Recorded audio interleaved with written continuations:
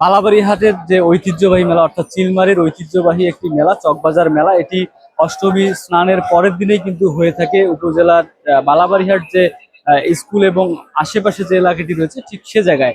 আমি এখন ঠিক সেখানে রয়েছি এবং আমরা আহ, এই মেলাটি মূলত বিকেলের পর থেকে রাত 10টা এবং 11টা অবধি চলে এবং এখানে কিন্তু অসংখ্য মানুষ বিভিন্ন এলাকা থেকে আসে। আমি যদি একটু দেখানোর চেষ্টা করি যে আমার ঠিক পিছনেই যদি একটু দেখানো যায় যে বিভিন্ন যে ক্রেতা এবং বিক্রেতা যারা রয়েছেন বিভিন্ন এলাকা থেকে কিন্তু এখানে এসেছেন। আমরা তাদের সঙ্গেও কথা বলেছি।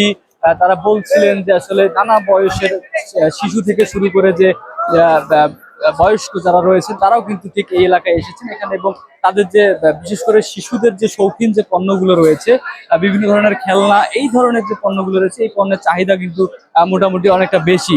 এবং আমরা যে তথ্যটি পেয়েছি যে এই মেলাটি কিন্তু আগামীকালকে চলবে সকাল অবধি, এবং আগামীকালকের মেলাকে বলা হচ্ছে যে জামাই মেলা, অর্থাৎ আগামীকাল সেটি হয়ে থাকে। এবং আজকে যে মেলাটি হচ্ছে এটি চকবাজার মেলা বলা হয়ে থাকে।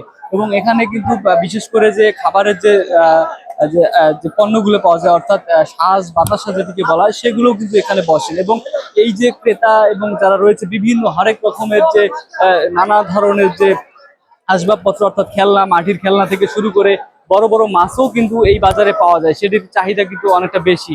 সব মিলিয়ে বলা যাচ্ছে যে এই যে মেলা এটি কিন্তু অর্থাৎ মিলন মেলায় পরিণত হয় প্রতি বছর। আমরা দেখেছি যে অষ্টমী স্নানের পর থেকেই এই মেলাটি কিন্তু এই এলাকায় হয়ে থাকে এবং এটি আগামীকালকেও হবে সকালবেলা। এবং সব মিলিয়ে যদি বলা যায় যে এখানকার যে বর্তমান যে মানুষের আনাগোনা, নানা বয়সের যে মানুষ রয়েছে তারা কিন্তু এই এলাকায় এসেছেন এবং তাদের যে বিশেষ করে শিশুদের যে পণ্যের চাহিদা এটি কিন্তু অনেক বেশি।